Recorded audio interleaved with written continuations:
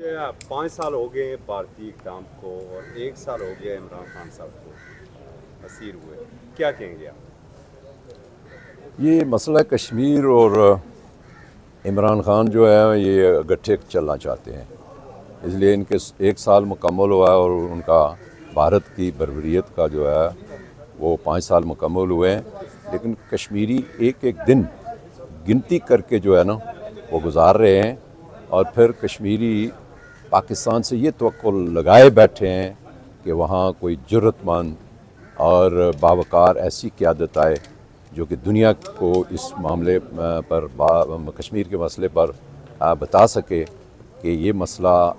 77 सालों से जो लटका हुआ है इसका कोई हल निकलना चाहिए, क्योंकि बेशुमार बेबहा कश्मीरियों ने कुर्बानियाँ दे डाली हैं और अब इस मसले का हल निकलना चाहिए। और वो सिर्फ़ मैं समझता हूँ कि आज की इस दुनिया में एक वाहिद आदमी है मुस्लिम उम्मा में इमरान खान, जो इस मसले को आसानी से नहीं बल्कि मुश्किल हालात देख कर उसमें भी उसका हल निकाल सकता है।